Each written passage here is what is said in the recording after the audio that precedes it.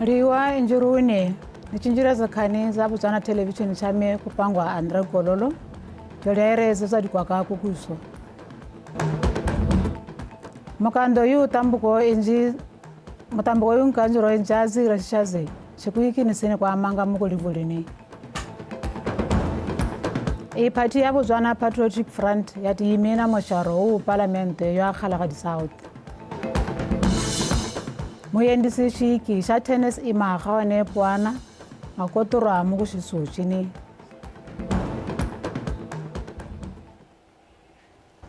mukando yu tambuko Dr. Stephen Modise inchazi rashishaze sikhane ikuikini sene kwa manga mwene upanjiro chini shati ya akiane kukulitko likutikya udi ha advocate Duma Boko azure mukukwezi kunjua za makakuni kwa tarashara mayewa makumi airi juvunja ryanja 2025 shikwati ikini sina amanga ngati shakishikwa mukupanjiro mukulivuli nekolo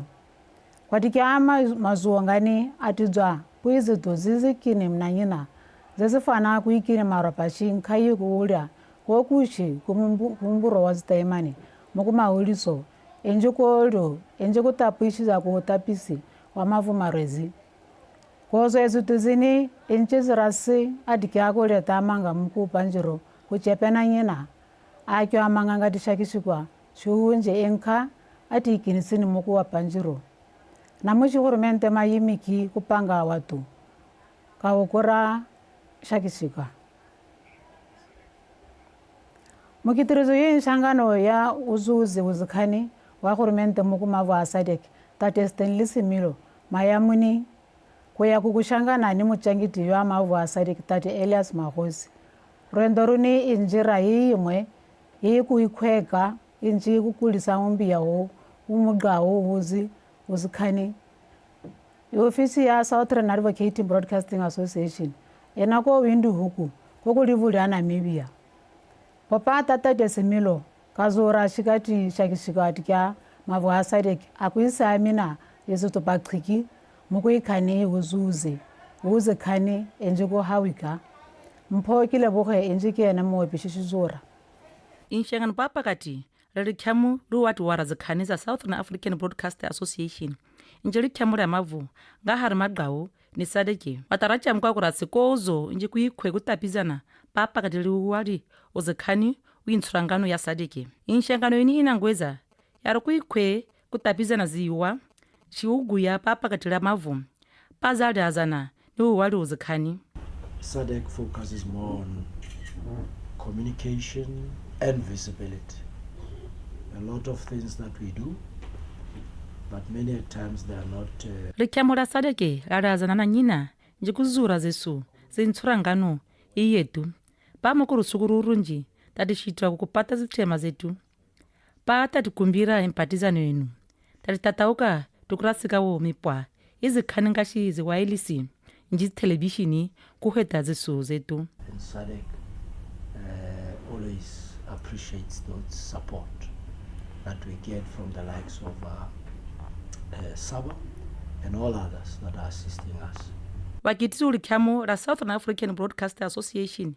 waranchamu kawo ngashi wakuikhweu wali uzikhani kurakhweku kuraku jambizi njikudisa zesu. As an entity,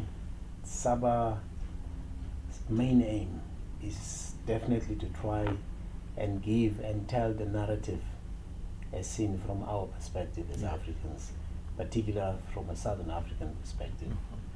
Because for many years talizipisizuwa atikya tipatizane ni likhamu la SADC shikutikya tatishanda kuchinjira zikhani zamangu kuinsurangano ya SADC tatagunu kukitira kumavu kongo kuinsurangano yini. Very happy because since 2018 we've launched a news and current affairs program called Ion SADC, and it's running throughout the region, where the member entities, public broadcasters, are all contributing daily stories. They get curated in Windhoek, Namibia, and then they go out to the rest of the region.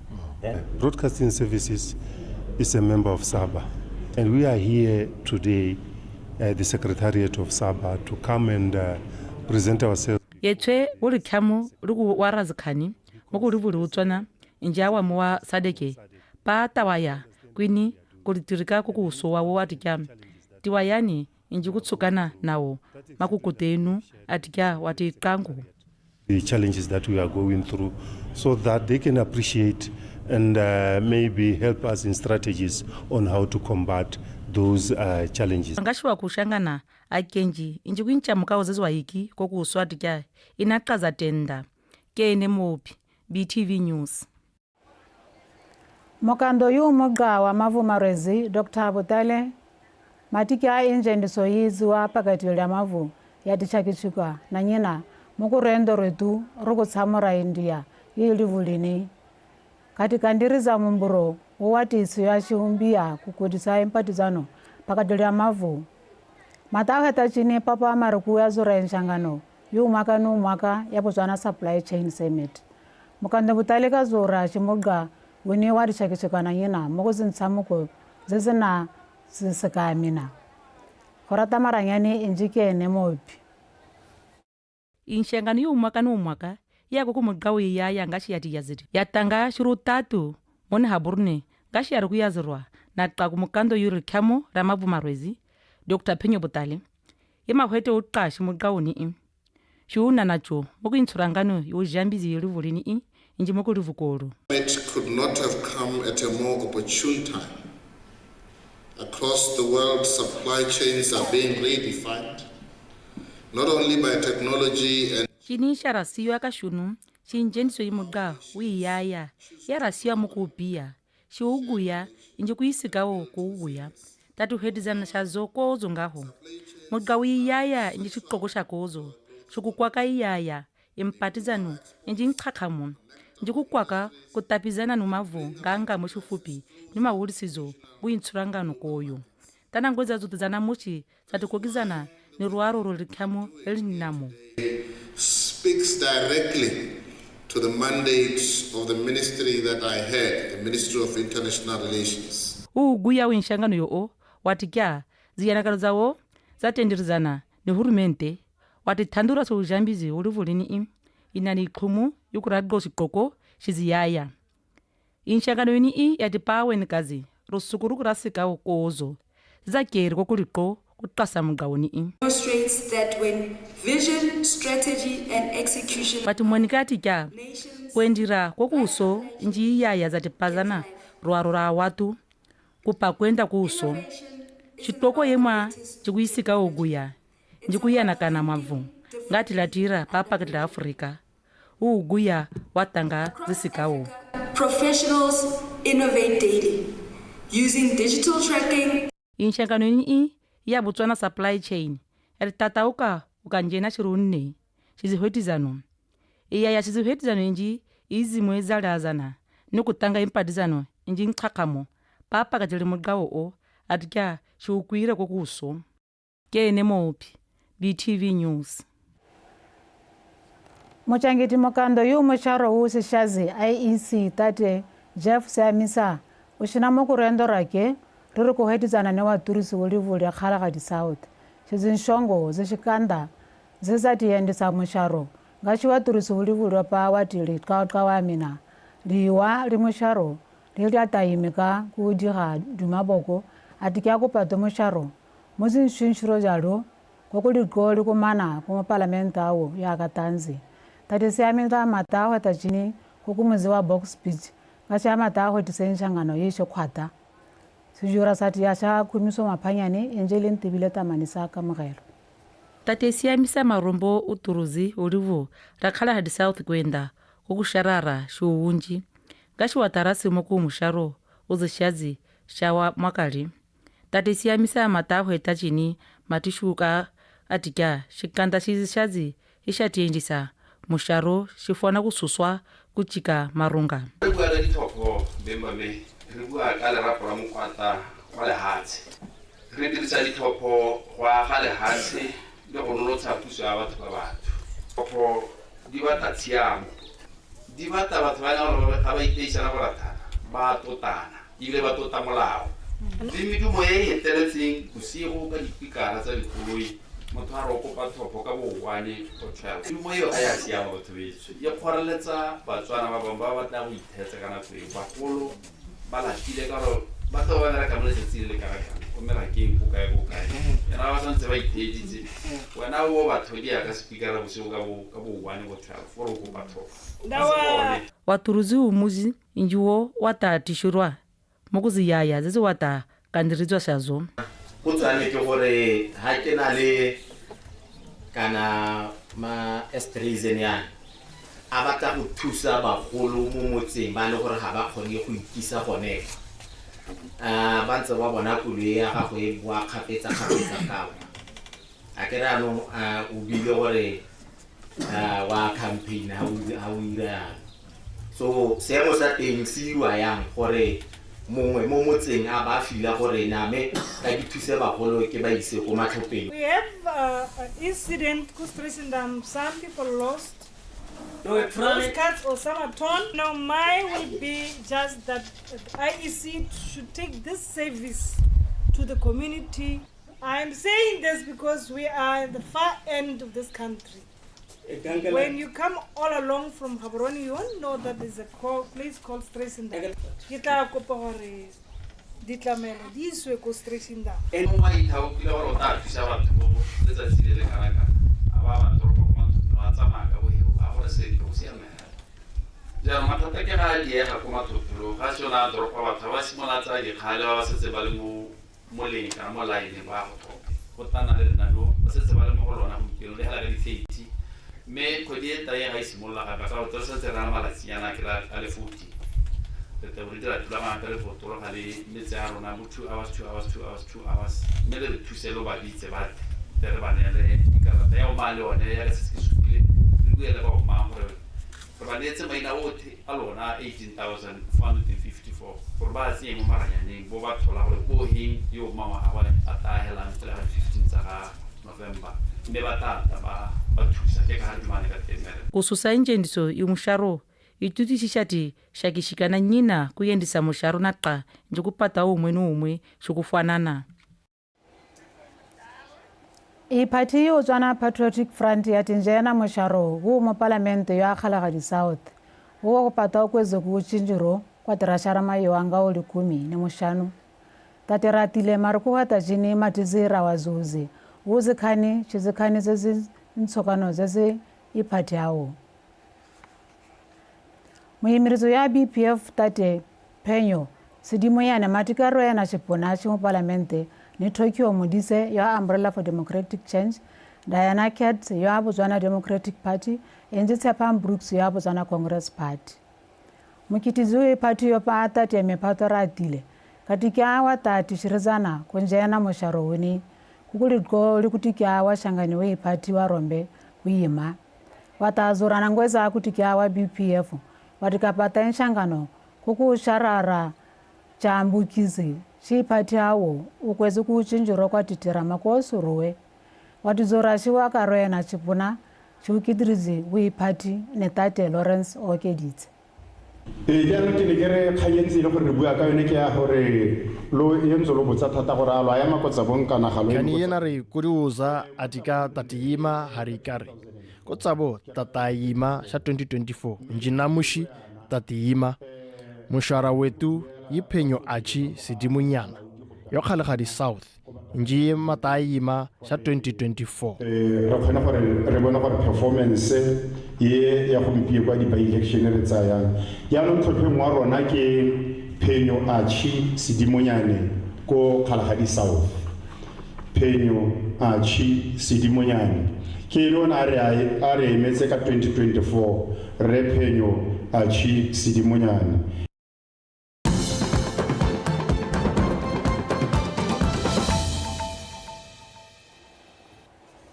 zinhlangano zawashingi zatizora shisati isiza kokuso zishaka zoshingi kokayikwa munizi ntishirizano zawo ziusharizi zishiyimo shichisu shawo enje kushara kwawo tapanga kushina izito zizimwe zeze watayirika shiwahachire kutishirizana kuhodizana kwawo kwa mana kopa musharizi rusuku rukurasekawo zeze na ku khwenishika mo ku mwaka wo watia zinshangano za tahwa ta chini kutka inshangano awo ni wa uzi wozekhani mona haburune papo wari kuzura ngashi kuhedzana kwawo ni musharizi kwa tayenda kileteletse somolekai inji lintibile tamanisa ka mogelo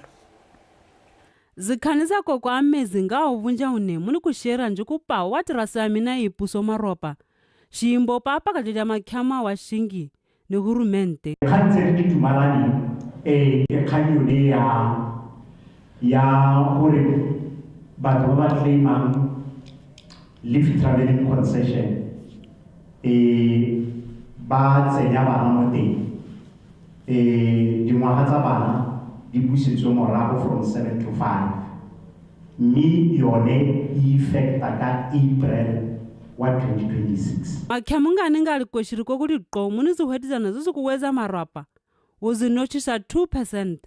go iragetse dilo tse dintsintsi tota ga gare re ne ra tšhentšhala ka ga re duelang ka teng nako nngwe re duela di-increase tsa rona re tsenya tsa ba ba amogelang madi ya ko tlase 10% ba ba ga godimonyana 6% ba ba ko godimonyana 4% ano dilo tse ne di dira gore 2% differential wa teng a se ka kgonega a nna bokete yaanong so re ne ra dumelana le ba di-union gore nya mme jaanong ga go ka ke go a kgonega ke ra gore ga re leng teng ba re mpe re itlogele re tla utlwa ko pele ga re itse gore re tla e boela kana jang mme se re se lebogelang gore ka sekgwa ba rile they are unconditionally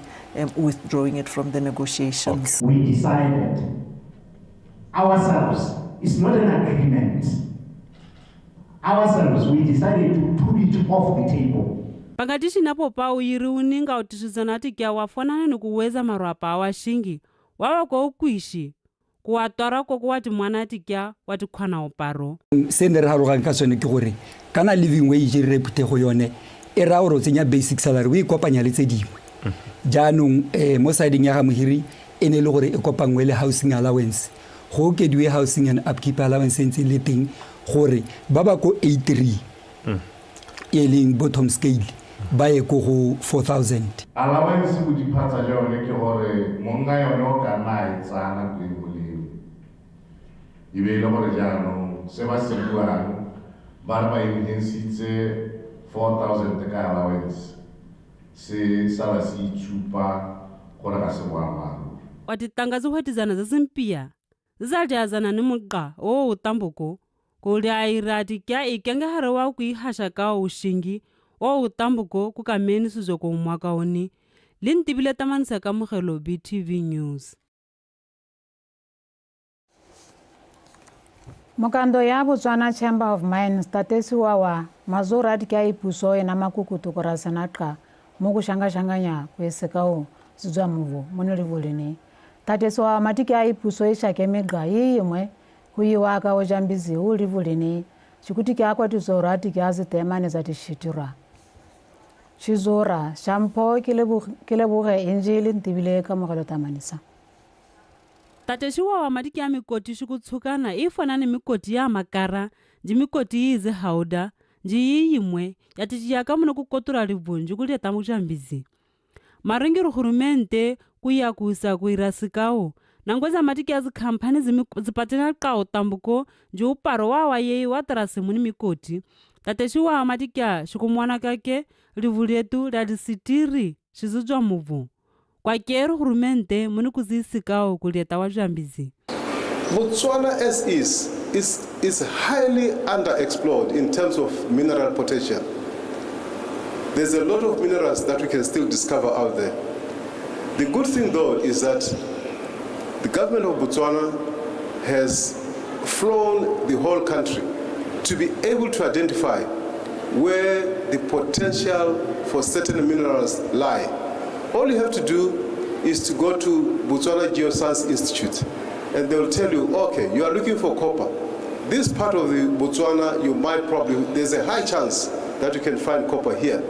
Or you're looking for diamonds, this is the area that you can find diamonds. Or you are looking for coal, this is the high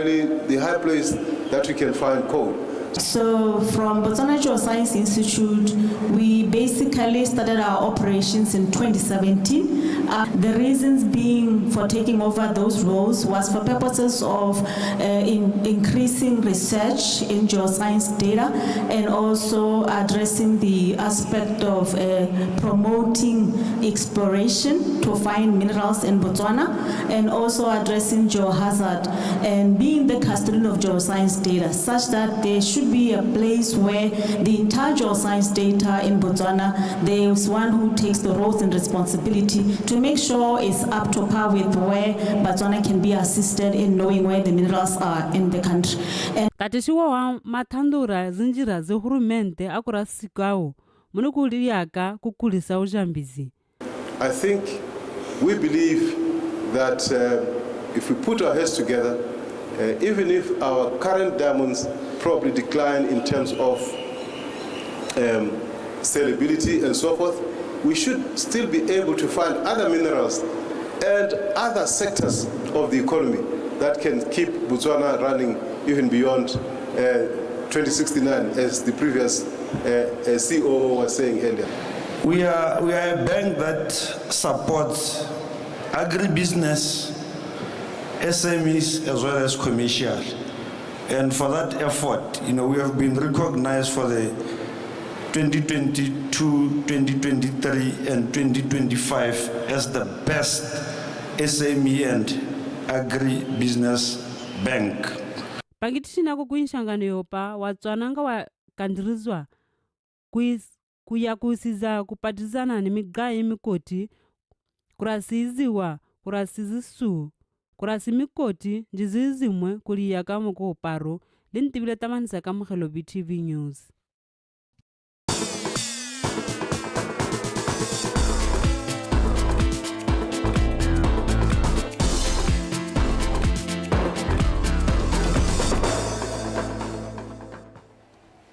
Tinjane papuzo ubalizano.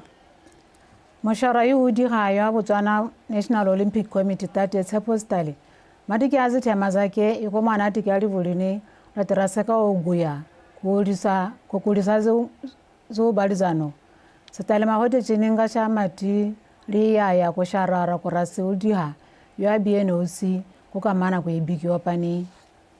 Shizora shati ya chakhomuso sefako enje Patson Mokwati. Sitale ye matishinga ngashimu ya kusudi hayo BNOC matitishira atika rusukura roratia ratishaka uguya ngashimavu njizi puma zatiriyeka mkuguya ushipia atika rivudu Botswana njiro lichekao kurasenaka. The beauty of technology is that it's an equalizer. Mahats are developing. Zitema kutika ziki ndizo zitange kuisika uguya kufana shizi new gadgets zatikwana kupatizana muiki yuna shire kufana shapara karungunji mukandirizi muni. So those gadgets can help mwanoko para karungu and aberekali coach yo mo gaburun kana mo France kana ko mbawu aba khona monitor gore me after the wa improve na kongwe le tsone those things ha mo tshwantse bo weight lifting gona le dio tselo di tsengwa botenga di tshipitsele be di go spencer ngwana o sukamela kae ga sukamele kae. So bringing that technology instead of having two people ba mo lebeletse to do that, now you bring in technology ga ya lapi, technology works 24 hours, e hokotsa the manpower that is needed. Sitale ye mataki tira Botswana Chess Federation mahwete akutika matisharwa inshingwa yake kutambusa ziki kuzwa kokushikoko njikunjenisa uparo uo pia puzi yaya kumwana atika ko wanjenisa danja watishinga patriki. We have Ribabona sponsored by Botswana. It's for grassroots.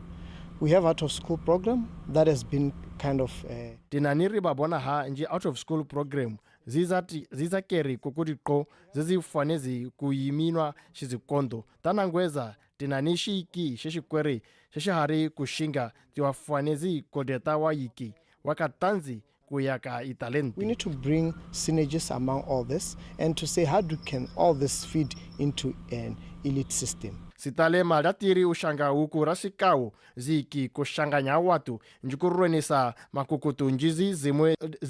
razana nya watu kou. Sport has the power to change. We have challenges of drugs. Ziki zina zintumu ziku zoromona wapundi mukurasikao zizati zoromona amano njiku o di warara mumbiri ngasha kuisikao ibulu yi chipi le bagolo tota Sunday soccer, let's have also swimming at the Sunday swimming, Sunday jogging. Let us make the nation to move. And that's the socio-economic impact of sport. And also allow athletes to develop to a position where they hire people, because economically, that's the second area. moketizi yo mupia ya BNOC matishararwa shamapeo tsepo sitale mayimi ni mushanganyi wa namushi ya BNOC ima ya rona sharp inji moketizi ya katanzi ya boka tate okeditse malesu Peterson Mokwati BTV News. moyendisi yuzi kimwini kgaone poane matike kukotora kwake kupuwa xipuwa xa ITF bronze ichitu xixikando na nyina xine xa timopari sukuru ku yendisa ziki ziubalizano wa mavu nga kuokunje poane mamana ziyaya zake zizayisi ibiki nchiki ko Nairobi Kenya xizura xa tiya xa tumelo ta fila injili ntibile tamanisa kamogelo kgaone poane i moendisa ziki muni wa izire muni livuletu tamatarasi sisusa line judge koko ubalizana uze olimpiki dizi Grand Salam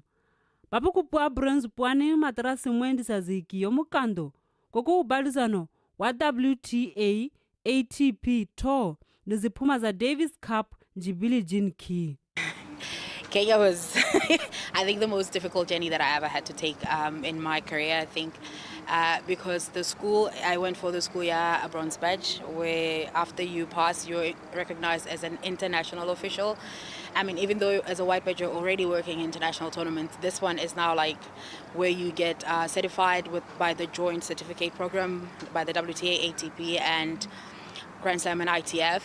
And it was difficult, like emotionally it was difficult. The school itself is not the easiest thing to do, because I think I was going for the second time. I failed it the first time, and I don't know what gave me the strength to go back, but I did, and I was quite fortunate that I was able to pass this time around. Puani uzi mwaka zisi makumi atatu nju uyirika makandiriza likwatala tennis la muni kurwena kupata ubalizano shukutsukano kupa waendisi uziki rusukuro likuliqawa mina ziki zesikando. I mean, to get to the level that I am at, I think it's just a matter of having as many tournaments as we can in Botswana. Because for you to get the experience, you need to be able to do as many tournaments as possible. So I've been quite fortunate that I've been able to work tournaments outside of Botswana, and that has been what helped me with gaining the experience. So until we come to a point where we have as many tournaments as we can, then we will be able to have as maybe even better than Khaone. Likwata la BTA na mushi linani waendisa ziki wane uwakitirwa kupuani xa bronze badge Kesi Kitletsi Charles Musukamani nje ubusitse search wonga wa puwa white badge lintibile tamanisa ka mogelo BTV News. Tiraire zikanista tangashazo mutakanzo yu tambuko injazi reshishazi chikuikini sini kwa manga mukulivulini ipati ya Botswana Patriotic Front yati imena mosharo mu parlamento ya IKALANGAI South. Moyendisi shiki sha tennis ima kgaone puane makotoro mo go shisu chini ku kamana kwetu titikia wa sara wa tsapi wa seasha wanga wa kuru wa vunjendoa nerangare naqa.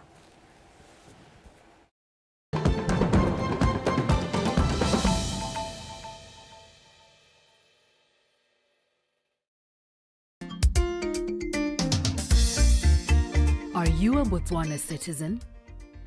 Do you have a strong command of both Setswana and English? Are you proficient enough in written and spoken Afrikaans, Ochiherero, Timbukushu, Chikuhani, Shikhalagari, Shiei, or Ikalanga?